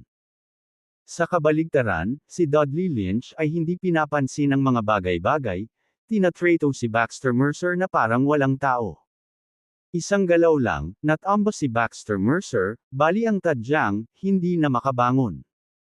Ang agwat ng lakas sa pagitan ng dalawa ay malinaw sa araw. Ang paglabas ng video na ito ay nagulat sa hindi mabilang na mga tao. Talagang pumasok si Dudley Lynch sa half-step Martial Marquee realm. Tunay na top-notch figure iyon. No wonder siya ang top person sa potential ranking. Ang kanyang potensyal ay lampas sa imahinasyon. Si Baxter Mercer ay pinarangalan bilang number 1 person of Central Plains sa loob ng maraming taon, hindi natalo sa mahabang panahon. Ngunit ngayon, siya ay natalo ng labis. Si Baxter Mercer ay ganap na walang kapangyarihan sa harap ni Dudley Lynch. Mukhang talagang nakapasok si Dudley sa kalahating hakbang na Martial Marquee realm. Sa wakas ay na-update na ang Young Generation Power Ranking ng Martial Arts Forum. Ginawa ni Dudley Lynch ang kanyang unang entry sa listahang ito, na nagre-ranggo sa numero 10. Iyon ay sinabi, mayroong hindi bababa sa 9 na kabataan sa Pyro na nakatuntong na sa kalahating hakbang na Martial Marquee realm. Ito ay halos katumbas ng isang opisyal na kumpirmasyon na si Dudley Lynch ay talagang tumuntong sa kalahating hakbang na Martial Marquee realm. Ngayon na si Dudley Lynch ay isang kalahating hakbang na Martial Marquee, ang agwat kay Bobby Aguilar ay lumawak. Sa kasong ito, malamang na walang pagkakataon si Bobby Aguilar na manalo. Bagaman si Bobby Aguilar ay isang henyo, walang sinuman ang makakapagtulay sa pagitan ng Grandmaster at ng kalahating hakbang na Martial Marquee, kahit na si Ignacio Burke. Ilang sandali lamang ang nakalipas, ang posibilidad na manalo para kina Bobby Aguilar at Dudley Lynch ay pareho, ngunit sa isang kisap mata, ang mga pagsusuri ay naging isang panig. Sa makatuwid, naniniwala ang lahat na tiyak na matatalo si Bobby Aguilar. Pagkatapos ng lahat, si Bobby Aguilar ay isang Grandmaster lamang at hindi posibleng talunin ang isang kalahating hakbang na Martial Marquee. Nang makita ang balita sa Martial Arts Forum, hindi napigilan ni Dudley Lynch na matawa. Tama na yan. Itinabi ni Dudley Lynch ang kanyang telepono. Pupunta sa Choiseul bukas. Anak, ikaw. Bakit? Bakit mo pinatay si Baxter Mercer? Sa sandaling ito, pumasok si Kedrick Lynch mula sa labas ng pinto. Sumulyap si Dudley Lynch sa kanya at walang pakialam na sinabi, hindi ba siya ang number 1 person of Central Plains? Sa pamamagitan lamang ng pagpatay sa kanya maaari akong pumalit sa kanya. Napatikip ng ngipin si Kedrick Lynch, na may kalungkutan na nagsabi, palagi kang itinuring ni Baxter Mercer bilang kanyang pamangkin. Kahit na gusto mong itatag ang iyong awtoridad, hindi mo kailangang patayin siya. Nang marinig ito, biglang nanlamig ang mukha ni Dudley Lynch. Naramdaman ang mamamatay tao na espiritu na nagmumula kay Dudley Lynch, hindi napigilan ni Cedric Lynch na umatras ng 2 hakbang. Napatingin si Dudley Lynch kay Cedric Lynch. Pagkaraan ng ilang sandali, malamig niyang sinabi, "Ako na ngayon ang number 1 person of Central Plains. Hindi ka ba masaya? Ang pamilya Lynch ay naging nangungunang pamilya sa Central Plains dahil sa akin. Hindi ka ba masaya?" Ibinuka ni Cedric Lynch ang kanyang bibig ngunit hindi makapagsalita. Oo, noong pinipilit ni Cedric Lynch si Dudley Lynch na magbigay ng karangalan sa pamilya Lynch, naisip ba niya ang mga bagay na ito? Sa oras na ito, nakaupo pa rin si Bobby Aguilar sa ilalim ng hydrating tower, dahan-daang bumabalik ang kanyang lakas. Matapos ang isang buong araw at gabi, 50% lamang ang nabawi ng lakas ni Bobby Aguilar. Napakalaki ng pagkonsumo nitong spiritual fire seal. Isang beses lang nagamit, halos natuyo na ang buong katawan ko. Bahagyang kumunat ang noo ni Bobby Aguilar. Ang spiritual fire seal ay hindi dapat gamitin muli maliban kung ito ay isang kritikal na sandali. Ngunit, 50% ng aking lakas ay dapat na sapat upang makapasok sa gate na ito. Tumayo si Bobby Aguilar mula sa lupa. Nagliyab ang gintong liwanag sa kanyang katawan sa sandaling ito. Ang kanyang mga kamao ay parang gawa sa ginto, na nagniningning sa ilalim ng araw. Kung gayon, hayaan mo akong makita kung anong mga lihim ang nakatago sa hydrating tower na ito. Malamig na sabi ni Bobby Aguilar. Kabanata 457. Umikot ang gintong liwanag sa kamao ni Bobby Aguilar. Isang nakakatakot na aura ang tila humarap sa forbidden power sa loob ng gate sa mismong sandaling iyon. Kasunod nito, galit na umungal si Bobby Aguilar, binasag ang kanyang gintong kamao patungo sa pinto. Boom! Isang napakalaking tunog ang sumabog sa sandaling iyon. Dahil sa matinding puwersa ay bahagyang nanginig ang gate. Sa labas ng gate, mabilis na nabuo ang isang harang. Sa pagtingin sa harang, bumulong si Bobby Aguilar. Ang harang na ito ay tila katulad ng mayroon si Atticus Kane. Pagkatapos, kinuyam muli ni Bobby Aguilar ang kanyang kamao at marahas na hinampas ito. Muling lumitaw ang harang, na nagpatigil sa kamao ni Bobby Aguilar. Malamig na sumangot si Bobby Aguilar at agad na itinaas ang Venerable Fifth Mountain sa itaas ng kanyang ulo. Sa suporta ng mahiwagang artifact, malinaw na pumasok sa ibang level ang kapangyarihan ni Bobby Aguilar. Sa sandaling ito, ang nakakatakot na mga anino ng kamao ay nagdulot ng dumadagandong na pagsabog. Tingnan ko kung gaano katibay ang pintong ito. Malamig na bumantong hininga si Bobby Aguilar at saka walang awa na binasag ang kanyang kamao. Boom! Sa sandaling ito, nagsimulang mag-alog ang pinto. Ang harang na nakapalibot dito ay nagpakita ng mga bitik. Nanatiling tahimik si Bobby Aguilar, hinawakan ang kanyang mga kamao. Isang suntok, 2 suntok, 3 suntok. Ang malalaking hagong ay yumanig sa lamba. Sanhi ng takot na mga ibon at hayop na sumigaw sa pagkaalarma. Sa wakas, nang tamaan ni Bobby Aguilar ang ika-5 suntok, nabasag ang harang. Sa wakas ay naiwang walang proteksyon ang gate. Mukhang hindi ganoon kahusay ang forbidden power na ito. Ungol ni Bobby Aguilar. Inabot niya ang kanyang kamay, dahan-daang itinulak ang gate. Sa sandaling bumukas ang pinto, isang bakas ng chi ang pumasok. Ang chi na ito ay iba sa mga halamang gamot, na parang ito ay mas dalisay. Parang, lahat ng chi ay nakalock nitong hydrating tower.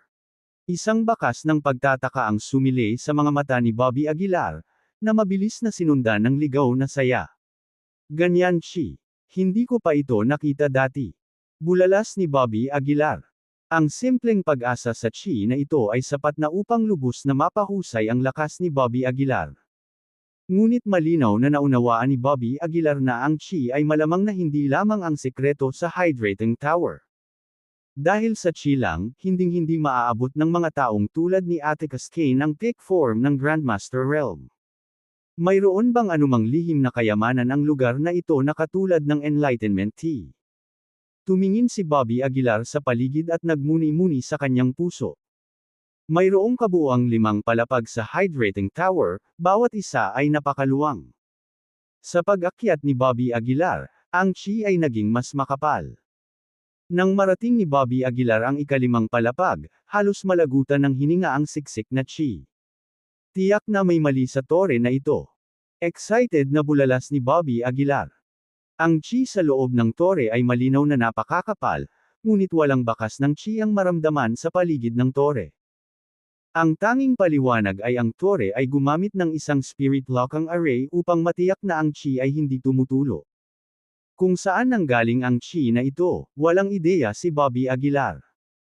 Naglalakad sa ika-5 palapag ng hydrating tower, walang nakitang mga kayamanan si Bobby Aguilar.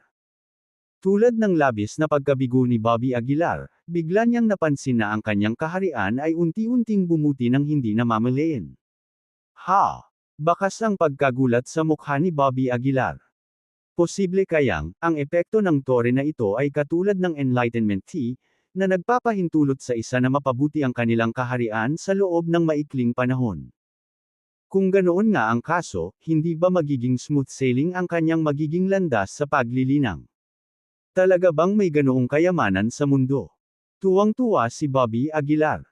Dali-dali siyang naupo na naka-cross-legged, sinusubukang i-absorb ang chi na nakapalibot sa kanya. Ang walang katapusang espiritual na chi ay lumundag sa katawan ni Bobby Aguilar. Sa tulong ng cultivation method na nakuha niya mula sa hagdanan patungo sa langit, naabot ni Bobby ang ika-3 layer ng enlightenment stage sa loob lamang ng isang araw. Ginawa siyang Grandmaster ng 3rd rank. Ang gayong mabilis na pag-unlad ay talagang nakakapanghina. Ito ay parang isang malaking enlightenment tea. Bulalas ni Bobby Aguilar. Kahit na ang epekto ay hindi kasing simple at mapurol gaya ng enlightenment tea, maaari itong magamit ng maraming tao. Hindi ba't madaling magtayo ng sekta kung magagamit nila itong hydrating tower? Sinubukan ni Bobby na tuklasin ang mga sikreto ng hydrating tower, ngunit sa kasamaang palad, wala siyang mahanap na anumang pahiwatig kahit na hinanap niya ang buong tore. Mukhang imposibleng alisin ang tore na ito, naisip ni Dr. Aguilar sa pagkabigo. Gayunpaman, nagsimulang umusbong ang kasakiman sa puso ni Bobby. Dahil hindi ko ito maalis, maaari ko ring gawin itong sarili ko, sabi ni Bobby na may nakakalokong ngiti. Pagkatapos, hindi na nag-aksaya ng oras si Bobby, nakaupo sa lupa at sinubukang pumasok sa closed-door cultivation. Pagkatapos ng lahat, si Dudley Lynch ay maaaring kumakatok anumang oras ngayon. Ang chi ni Bobby ay dahan-daang umikot sa hydrating tower, kasama ang pamamaraan ng paglilinang na nakuha niya mula sa hagdanan patungo sa langit. Samantala, tumataas ang tensyon sa Chozel. Ang hamon ni Dudley Lynch ay kumalat sa buong mundo ng martial arts. Bilang sentro ng bagyo, natural na nakakuha ng atensyon si Chozel. Ang mga opisyal ng Chozel ay lubos na nasiyahan dahil ang bilang ng mga turista na bumibisita sa lungsod ay tumaas, salamat kay Dudley Lynch. Sa loob lamang ng ilang araw, hindi mabilang na mga tao ang dumating sa Chozel Provincial City, naghihintay na masaksihan ang maalamat na labanang ito. Makalipas ang 3 araw, sa wakas ay dumating si Dudley Lynch sa Chozel. Hindi nagtagal ay kumalat ang bagong pagdating niya. Dudley Lynch ay dumating sa Chozel. Kung hindi ako nagkakamali, dumiretso na siya para hanapin si Bobby Aguilar. Walang balita mula kay Bobby Aguilar. Hindi naman sana siya tumakas noon, di ba? Gaya ng nahulaan ng mga tao, dumiretso si Dudley sa tirahan ni Bobby pagkatapos makarating sa Chozel. Sa kasamaang palad, wala si Bobby. Hindi nagmamadali si Dudley, at agad siyang nagpadala ng mensahe. Bobby Aguilar, bibigyan kita ng 3 araw. Kung hindi ka magpapakita, huwag mo akong sisihin sa pagiging impolite ko. Matapos may padala ang mensaheng ito, wala pa ring balita mula sa panig ni Bobby. Lumipas ang oras, at hindi nagtagal ay pangalawang araw na. Gayunpaman, si Bobby ay tila nawala sa balat ng lupa, na walang naiwan.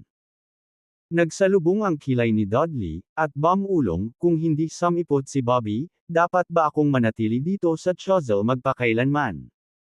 Maaari mong subukang i-target ang mga tao sa paligid ni Bobby. At ilabas ang salita na kung hindi siya lalabas sa napagkasunduang oras, sila na lang ang ita-target mo. Kung hindi siya nagpakita ng isang araw, pumatay ng isang tao, umalangaw sa isip ni Dudley ang isang paos na boses. Sa tingin mo hindi ko naisip yun. Ngayon ay panahon ng batas. Kung hayagang nagbanta ako ng pagpatay, sa tingin mo ba ay naghahanap ako ng pumatay? Natigilan si Dudley. Hindi tulad ng mga ordinaryong martial artist, si Dudley ay may mahusay na ambisyon. Hindi lang niya gustong maging numero uno sa gitnang kapatagan kundi gusto rin niyang gawing numero unong pamilya ang pamilya Lynch. Naghangad pa siyang makamit ang katayuan na kapantay ng mga maharlikang pamilya ng capital city. Kaya, hindi niya gagawin ang pag-uugali ng isang desperadong takas. Gayunpaman, sa sandaling iyon, tumunog ang telepono ni Dudley. Matapos kunin ang tawag, isang marangal na boses ang bumungad sa kabilang dulo. Ikaw ba si Dudley Lynch? Malamig na sabi ng kabilang partido. Bahagyang nagsalubong ang mga kilay ni Dudley, at mahinang sumagot, sino ka? Riley Blair mula sa Hernandez family ng Capital City, malamig na sabi ng kabilang partido. Kabanata 458. Nang marinig ang pangalan ng pamilya Blair, medyo nagulat pa si Dudley Lynch. Magalang niyang tanong, Mr. Blair, anong maitutulong ko sa'yo? Sa kabilang banda, malamig na nagtanong si Riley Blair, nabalitaan kong naglabas ka ng hamon kay Bobby Aguilar. Bumantong hininga si Dudley, oo, ngunit nakakalungkot, hindi pa nagpapakita si Bobby Aguilar. Natahimik sandali si Riley Blair, pagkatapos ay malamig na sinabi, ano ang plano mong gawin? Mabilis na tumugon si Dudley, gusto ko siyang takutin, ngunit hindi ako masyadong mataas ang profile tungkol dito, kaya maghintay lang ako. Malamig na sabi ni Riley Blair, gawin mo ang gusto mo. Para sa iba, ang pamilya Blair ang hahawak para sa iyo. Nang marinig ito, tuwang-tuwa si Dudley. Mabilis niyang tanong, Mr. Seryoso ka Blair? Oo, pagsang-ayon ni Riley Blair, ngunit inaasahan kong makita si Bobby Aguilar na malubhang nasugatan o napilayan. Si Dudley ay isang matalinong tao at agad na naunawaan ang mga intensyon ni Riley Blair. Mr. Blair, magtiwala ka, bibigyan kita ng kasiyasyang resulta, walang pakialam na sabi ni Dudley. Pagkatapos ibaba ang tawag, naglakad si Dexter Blair mula sa gilid. Dad, bakit gusto mong pilayin niya si Bobby Aguilar? Sa tingin mo ba hindi ako match sa kanya? Medyo dismaya na sabi ni Dexter. Sumulyap si Riley kay Dexter at same time na sinabi, para maiwasan ang mga aksidente, mas mabuting pilayin mo muna siya, kung sakaling matalo ka. Walang aksidente, walang posibilidad. Galit na sabi ni Dexter. Ano si Bobby Aguilar kundi langgam sa ilalim ng paa ko? Madudurog ko siya sa isang hakbang. Nang makita ito, nag-isip si Riley, naniniwala ako sa iyong kakayahan, ngunit kailangan nating hindi lamang manalo kundi manalo ng madali. Intindihin. Bukod dito, huwag maliitin ang Bobby Aguilar na iyon. Kinagat ni Dexter ang kanyang mga ngipin, ngunit sa huli, wala siyang sinabi. Matapos matanggap ang tawag mula sa pamilya Blair, bahagyang naningkit ang mga mata ni Dudley. Dahil ang pamilya Blair ay sumusuporta sa akin, wala akong dapat ikatakot, Dudley sneered. Pagkatapos, agad siyang nagpadala ng mga tao upang maikalat ang salita. Kung pagkatapos ng 3 araw ay hindi lilito si Bobby Aguilar, ita-target ni G. Lynch ang mga malapit kay Bobby Aguilar. Para sa bawat araw na hindi siya nagpapakita, isang tao ang papatayin hanggang sa siya ay lumitaw. Sa sandaling kumalat ito, nagulat ang buong Choiseul. Nanginginig sa takot ang mga kamag-anak ni Bobby Aguilar. Mukhang may tiwala si Dudley, gamit ang pamamaraang ito para pilitin si Bobby Aguilar na lumitaw. Well, kung tutuusin, isa siyang half-step martial marquee. Hindi mahirap para sa kanya na ilabas si Bobby Aguilar. Hintayin na lang natin kung magpapakita si Bobby Aguilar para sa kapakanan ng mga nakapaligid sa kanya, o patuloy na magiging isang pagong na lumiliit. Lumipas ang oras, at sa isang kisap mata, lumipas ang 2 araw. Isang araw na lang ang natitira hanggang sa deadline na nauugnay kay Dudley Lynch. Gayunpaman, si Bobby Aguilar ay hindi pa rin nagpakita ng mga senyales ng anumang paggalaw, at walang makakahanap ng anumang bakas sa kanya. Sa sandaling iyon, ang buong Chozo ay nasa estado ng gulat. Maging ang mga kamag-anak ni Bobby Aguilar ay tumakas ng magdamag, sa takot na makatagpo sila ng sakuna. Dudley Lynch ay dumating sa pinto, ngunit si Bobby Aguilar ay nananatiling hindi aktibo, gaano katawa-tawa. Ginagamit na ng iba ang mga kaibigan niya bilang pananakot, pero hindi pa rin siya nagpapakita. Para siyang lumiliit na pagong. Haha, ang mga may kaugnayan kay Bobby Aguilar ay dapat na nagsisisi ngayon. Sa oras na ito, hindi pa umaalis sa Chozo sina Sofia Carrillo at Edward Green. Bagamat alam nila na malamang na sila ang unang target ni Dudley, ayaw pa rin nilang umalis. Paano kung hindi talaga nagpakita si Master Aguilar? Mahinang sabi ni Sofia. Hinaway-kaway ni Edward Green ang kanyang kamay, hindi pwede. Hindi siya yung tipong tumatakas sa away. Magpahinga, kumain kapag kailangan mong kumain, uminom kapag kailangan mong uminom. Habang nagsasalita siya, misteryosong sinabi ni Edward Green, nagnakaw lang ako ng isang tupa, kakain tayo ng buong tupa ngayong gabi. Hindi napigilan ni Sofia ang buntong hininga at walang magawang sinabi, tiyak na malaki ang iyong pananampalataya. Inikot ni Edward ang kanyang mga mata, sinabi ko na hindi na kailangang mag-alala, babalik talaga si Mr. Aguilar. Sa sandaling ito, si Bobby Aguilar ay nalubog sa kanyang paglilinang sa hydrating tower. Ang nakakaengganyong pagsasanay na ito ay halos hindi naramdaman ni Bobby Aguilar ang paglipas ng oras. At tahimik na lumalakas ang kanyang lakas. Si Bobby ay walang kaalaman sa labas ng mundo. Sa isang kisap mata, 3 araw na ang lumipas. Ang lakas ni Bobby ay umunlad din mula sa 3 layer ng Enlightenment Stage hanggang sa 5 layer. Sa bilis na ito, maaabot ko ang kalahating hakbang na martial marquee sa loob ng 1 linggo ng higit pa, naisip ni Bobby ng pribado. Sa kanyang mga kapantay, walang kinatatakutan si Bobby, kahit na ang mga tulad ni Dudley Lynch at Dexter Blair. Pagkatapos, muli niyang ipinikit ang kanyang mga mata, patuloy na hinihigop ang chi mula sa hydrating tower. Si Chozo ay nasa mata ng bagyo. Sa tanghali ngayon, mataas na ang araw sa kalangitan. Nitong nakakaaliw na hapon, isang balita ang nagpanik sa lahat.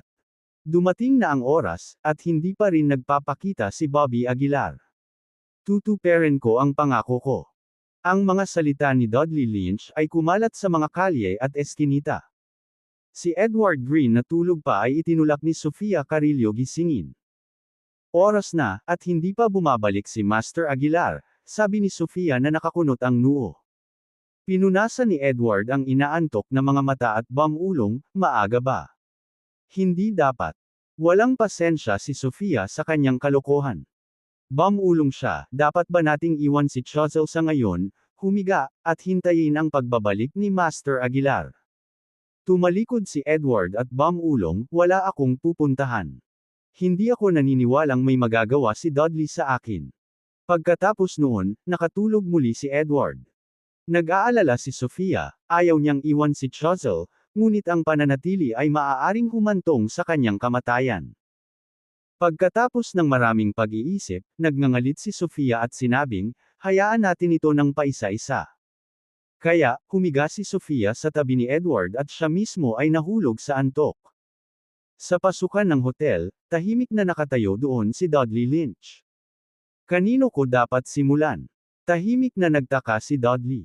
Conrad Schroeder, Adonis Williams, o ang 4 na mahusay na pamilya ni Chozo. Sa pagkakaalam ko, mukhang maraming pamilya sa Chozo ang malapit kay Bobby.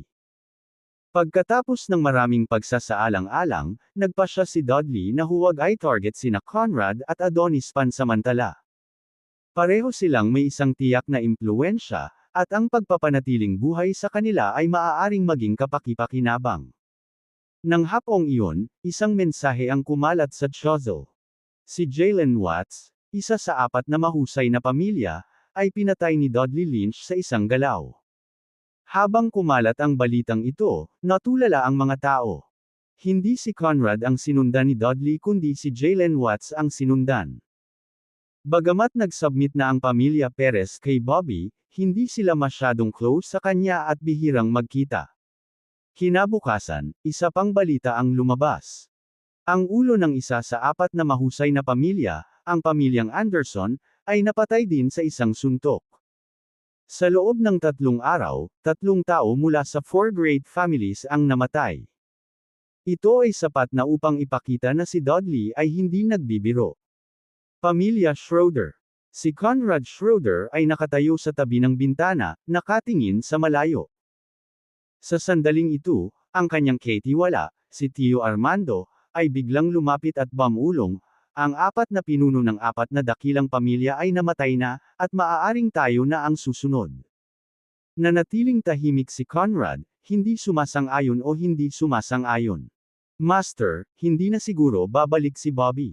Dapat tayong tumakas, desperadong payo ni Tio Armando. Tiningnan ni Conrad si Uncle Armando ng malamig na tingin at sinabing, hindi, babalik talaga siya. Napabuntong hininga si Tio Armando, 3 na ang namatay. Hihintayin na lang ba natin ang kamatayan? Ilang saglit pa, tuloy-tuloy din ang pagbuntong hininga ni Conrad. Oo, ano ang punto ng pananatili? Maghintay ng kaunti, kaunti pa, huminga ng malalim si Conrad. Matatag siyang naniniwala na si Bobby ay hindi isang taong umiiwas sa responsibilidad at hindi kailanman magiging parang duwag na pagong. Kabanata 459. Kung hindi babalik si Bobby Aguilar bukas, natatakot ako na talagang kailangan nating isaalang-alang ang pansamantalang pag-alis sa Choiseul. Hindi mapigilan ang momentum ni Dudley Lynch, at walang makakalaban sa kanya. Walang kabuluhan ang maghintay sa yugtong ito. Gayunpaman, naglabas si Dudley Lynch ng isa pang balita sa susunod na araw. Inihayag niya sa publiko, ang sinumang gustong sumuko sa akin, si Dudley Lynch, ay maliligtas.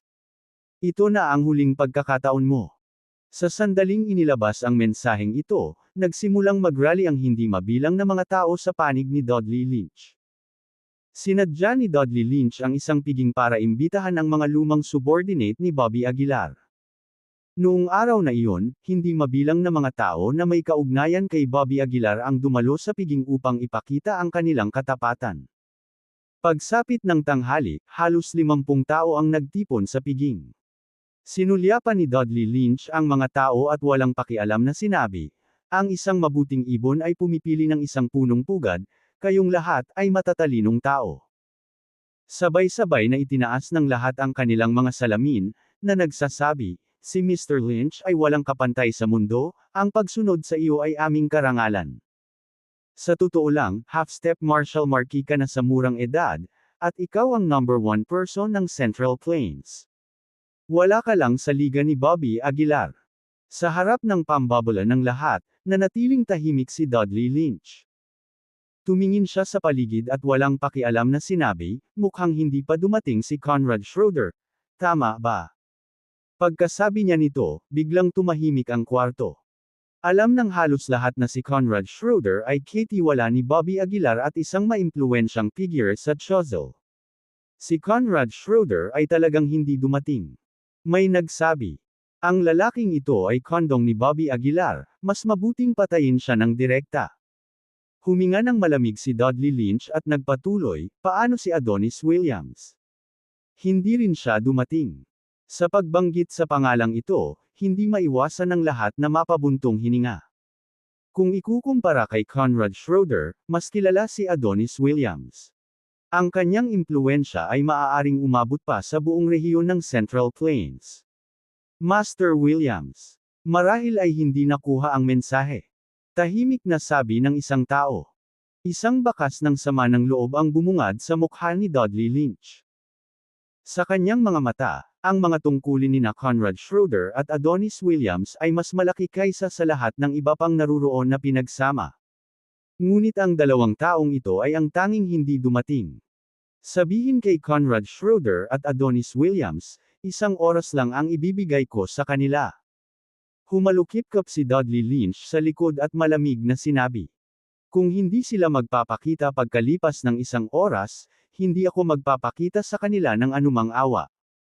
Agad na kinuha ng mga tao ang kanilang mga telepono upang tawagan sina Conrad Schroeder at Adonis Williams. Nang matanggap ang tawag, naging seryoso ang mukha ni Conrad Schroeder. Itong si Dudley Lynch ay pinipilit kaming pumili. Mataimtim na sabi ni Schroeder. Si Tio Shane, na nakatayo sa malapit, ay tahimik na nagtanong, dapat ba tayong pansamantalang sumuko kay Dudley Lynch? Kung tutuusin, hindi pa rin babalik si Bobby Aguilar. Sumimangot si Conrad Schroeder, umiling, hindi, kung sipin ko ang isang tao kapag siya ay nahulog, ako ay magdaramdam magpakailanman. Iniwan tayo ni Bobby Aguilar at tumakas, at may mukha pa rin siyang galit sa atin. Malungkot na sabi ni Tito Shane. Binigyan siya ni Conrad Schroeder ng isang sulyap, at same time na sinabi, Mr. Maaaring hindi alam ni Aguilar ang sitwasyon sa Chozel. Katulad nito, nakatanggap din ng tawag si Adonis Williams. Ang kanyang saloobin ay higit na direkta kumpara kay Conrad Schroeder. Sinabi ni Adonis Williams sa telepono, pakisabi kay Dudley Lynch, kung sumuko ako sa kanya ay depende sa kung siya ay karapat-dapat. Pagkasabi nito, agad na ibinaba ni Adonis Williams ang telepono. Ang kanyang mga salita ay walang alinlangan na ikinagalit ni Dudley Lynch. Ang piging ay biglang napuno ng nakakatakot na mamamatay tao na aura. Mabuti, mabuti. Kinagat ng aso ang kamay na nagpapakain dito. Malamig na sabi ni Dudley Lynch. Dalawa talaga kayong tapat na aso. Gusto kong makita kung ano ang magagawa ni Bobby Aguilar para sa iyo. Pagkasabi noon, lumabas si Dudley Lynch. Sa oras na ito, si Edward Green ay sabik na naghihintay sa bahay. Si Dudley Lynch ay nagpatawag ng piging ngayon, at hindi kami pumunta. Baka galit talaga siya. Sabi ni Edward Green sabay haplos sa baba. Tinitigan niya ang kanyang cellphone, bumubulong, kung hindi ako nagkamali ng hula, dapat siyang tumawag para pilitin tayong pumili. Bahagyang tumango si Sofia, tama, kami ang pinakamalapit na tao kay Master Aguilar, dapat kami ang pangunahing target ni Dudley Lynch. Gayunpaman, habang lumilipas ang oras, gabi na sa isang kisap mata. Matagal nang natapos ang piging, ngunit hindi pa nakakatanggap ng tawag sa telepono sina Edward Green at Sofia. Damn it! Sa wakas ay hindi na nakapagpigil si Edward Green. Ang asong iyon na si Dudley Lynch ay hindi man lang tayo isinasaalang-alang. Ipinikit ni Sofia ang kanyang mga mata at sinabing, ito ay isang magandang bagay, hindi bababa sa hindi natin kailangang harapin ang pagkatapon. Nagreklamo si Edward Green, kahit na totoo iyon, hindi tayo binibigyan ng sapat na paggalang ni Dudley Lynch. Tatayo ka ba dito at nagsasalita kung isa kang major tycoon? Muling iminulat ni Sofia ang kanyang mga mata. Hindi alintana, medyo nalungkot pa rin si Edward Green. Sa loob ng hydrating tower, napapalibutan si Bobby Aguilar ng nagniningas na aura. Sa unang tingin, ang kanyang katawan ay tila binalot ng mga bahid ng puting gas. Ang chi sa loob ng hydrating tower ay hindi mauubos, ngunit dahil sa malaking imbakan, tila mabagal itong iginuhit. Ang nakakagulat, gayunpaman, ay mula nang pumasok si Bobby Aguilar sa hydrating tower, ang chi sa loob ay biglang bumaba. Pagkalipas ng ilang araw, ang chi ay umabot sa bingit ng pagkaubos. Mamaya ng gabing iyon, biglang nagmulat ng mata si Bobby Aguilar. Isang malakas na enerhiya ang dumaloy sa kanyang katawan. Isang nakakakilabot na puwersa ang naging dahilan ng paglaki ng kanyang katawan. Ang kanyang balat ay nagsimulang kuminang, na bumubuo ng isang bagay na katulad ng isang suit ng baluti, perpektong pinagsama kay Bobby Aguilar. Sa loob lamang ng ilang araw, narating ko na ang rurok ng enlightenment stage. Napaisip si Bobby Aguilar sa sarili.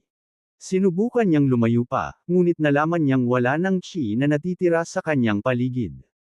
Ang lugar na ito ay napakayaman sa chi, at talagang naabsorb ko ang lahat. Napakamot ng ulo si Bobby Aguilar, medyo nakaramdam ng awkward. Kung malalaman ni Dudley Lynch, malamang magagalit siya. Siya ay nagtatanim sa hydrating tower sa loob ng maraming taon, na halos walang kapansin-pansing pagbaba sa chi. Gayunpaman, sa loob lamang ng ilang araw, naabsorb ni Bobby Aguilar ang lahat ng chi, na walang naiwan. Mukhang kailangan kong maghanap ng mga halamang gamot at subukang maabot ang kalahating hakbang na ranggo ng Marshal Marquis sa lalong madaling panahon. Naikuyom ni Bobby Aguilar ang kanyang kamao at mahinang sinabi. Paglipat mula sa simula ng Enlightenment Stage, hanggang sa rurok ng Enlightenment Stage. Ang agwat ng lakas sa pagitan ay hindi maisip. Kung mas mataas ang cultivation realm, mas malaki ang potensyal para sa paglago ng lakas. Ang kasalukuyang Bobby Aguilar, kumpara noong una siyang pumasok sa Enlightenment Stage, ay nadagdagan ang kanyang lakas ng kahit 100 beses. Sa aking kasalukuyang lakas, ang pakikipaglaban kay Atticus Kane ay hindi na dapat maging ganoong paghihirap. Napaisip si Bobby Aguilar sa sarili. Tungkol kay Dudley Lynch, dapat siyang madaling hawakan. Kabanata 460. Sa kasalukuyang estado ng pag-iisip ni Bobby Aguilar, ang paghakbang sa kalahating hakbang na Marshal Marquis realm ay hindi magiging mahirap. Ang kailangan lang niya ay isang malaking halaga ng chi para sa suporta. Maaaring hindi na epektibo sa kanya ang mga ordinaryong halamang gamot. Kung mayroon akong 10,000 taong gulang na mga halamang gamot o isang espiritual na bukal, marahil ay maaari akong direktang tumapak sa kalahating hakbang na Marshal Marquis na kaharian, naisip ni Bobby Aguilar sa kanyang sarili. Binibilang niya ang mga araw. 1 buwan at kalahati na lamang ang natitira hanggang 9 ng Setyembre. Kung makakahanap siya ng sapat na chi sa loob ng buwan at kalahating ito, ang paghakbang sa kalahating hakbang na Marshal Marquis realm ay hindi magiging problema. Para naman kay Dexter Blair, hindi siya dapat banggitin. Kaya, nagpasya si Bobby Aguilar na magsimula sa kanyang susunod na paglalakbay upang maghanap ng chi. Sa sandaling binuhat niya si Evelyn Norton palabas ng hydrating tower, ang kanyang telepono ay binaha ng hindi mabilang na mga mensahe.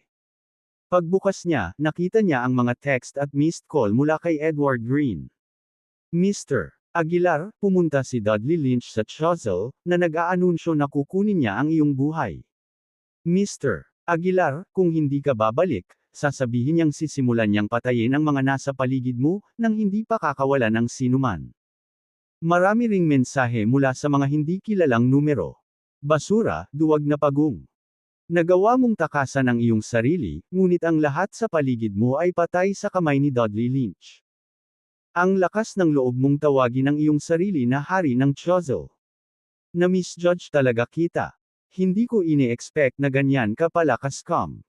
Nang makitang parang tide ang pagdagsa ng mga mensahe sa kanyang telepono, naging hindi maganda ang mukha ni Bobby Aguilar. Dali-dali niyang tinawagan si Edward Green. Sa sandaling sinagot ang tawag, sabik na nagtanong si Edward Green, Mr. Aguilar, nasaan ka? Hindi sinagot ni Bobby Aguilar ang tanong, ngunit sa halip ay sabik na itinanong, ano ang kasalukuyang sitwasyon? Napabuntong hininga si Edward Green, patay na ang lahat ng miyembro ng Four Great Families. Inihayag ni Dudley Lynch na ang mga sumusunod sa kanya ay maliligtas. Maraming tao ngayon ang nakatayo sa tabi ni Dudley Lynch, ngunit, parang pinapahalagahan niya sina Conrad Schroeder at Adonis Williams. Nang marinig ito, biglang nagbago ang mukha ni Bobby Aguilar. Nagmamadali siyang nagtanong, paano sila ngayon? Sinabi ni Edward Green, parehong tinanggihan nina Adonis Williams at Conrad Schroeder si Dudley Lynch, kaya gusto sila ni Dudley Lynch na patayin. Mr. Aguilar, bumalik ka kaagad. Sinasabi ng lahat sa Choiseul na isa kang duwag na daga, isang nagtatagong pagong. Huminga ng malalim si Bobby Aguilar at same time na sinabi, naiintindihan ko, babalik ako sa Choiseul ngayon din. Pagkasabi nito, nagmamadaling binuhat ni Bobby Aguilar si Evelyn Norton at nagmadaling pumunta sa airport. Bumili siya ng mga tiket para sa pinakamabilis na paglipad at nagsimulang bumalik sa Choiseul. Choiseul. Maraming mga martial artist mula sa ibang mga lugar na dumating nang marinig ang balita ay naghihintay para sa malaking digmaan na magsimula. Thirst, gusto kong makita kung paano si Bobby Aguilar ay mapagod, ngunit hindi ko inaasahan na hindi siya maglalakas loob na lumaban. Oo, ilang araw na ang nakalipas, at wala pa rin siyang palatandaan. Sayang ang oras ko, Tara na. Pinakabagong balita, si Dudley Lynch ay pumunta sa Schroeder family. Sa sandaling iyon, isa pang balita ang lumabas. Mukhang gagawa si Dudley Lynch kay Conrad Schroeder. Tara na, tingnan natin. Isang grupong nagtatago sa dilim ang nagmamadaling nagtungo sa tirahan ng pamilya Schroeder. Hindi lamang ang mga martial artist na ito mula sa ibang lugar, kundi maging ang mga ordinaryong tao ng Chozel ay binibigyang pansin din ang mapagpasyang labanang ito. Bagamat hindi nila naiintindihan ang pasikot-sikot ng sitwasyon, lahat sila ay gustong makita kung ano ang nangyayari. Narinig ko na si Conrad Schroeder ng Schroeder Group ay nasangkot din. Oo, si General Manager Schroeder ay isang celebrity sa aming Chozel, at sinasabing medyo close sila ni Bobby Aguilar. Well, wala itong kinalaman sa amin. Matulog na lang tayo. Pamilya Schroeder. Sa sandaling ito, gabi na, ngunit hindi pa rin natutulog si Conrad Schroeder. Ang orihinal na buhay na pamilya Schroeder ay naging lubhang tahimik sa oras na ito. Marami sa mga tagasunod ni Conrad Schroeder, na natatakot sa kamatayan, ay tumakas mula sa pamilya Schroeder upang maiwasang madamay. Master, gabi na, magpahinga ka na. Kumuha ng coat si Tio Armando at itinakip ito sa mga balikat ni Conrad Schroeder. Huminga ng malalim si Conrad Schroeder at tumingin kay Tio Armando, sinabing, Shane, dapat kang pumunta rin. Ayokong kaladkarin ka pababa kasama ko. Ngunit umiling si Tio Armando at sinabing, Guro, halos 30 taon na kitang sinusundan. Hanggat hindi ka aalis, wala akong pupuntahan. Ibinuka ni Conrad Schroeder ang kanyang bibig, naramdaman ang pagdampi ng Cap-A-Ton sa kanyang puso. Shane, kunin mo ang bank card at umalis ka kaagad. Kinuha ni Conrad ang isang bank card sa kanyang bulsa at ibinigay kay Tio Armando. Gayunpaman, itinulak ni Tio Armando ang bank card at ngumiti, Guro, hindi ako aalis. May iba pang gustong sabihin si Conrad Schroeder, ngunit sa pagkakataong iyon, bigla siyang nakaramdam ng malakas na aura mula sa labas. Ang aura na ito ay hindi kapani-paniwalang nakakatakot, ang mga katulad na hindi pa nararanasan ni Conrad. Huli na para umalis ngayon. Napabuntong hininga si Conrad. Tumingin siya kay Tio Armando at bumulong, Shane, sorry.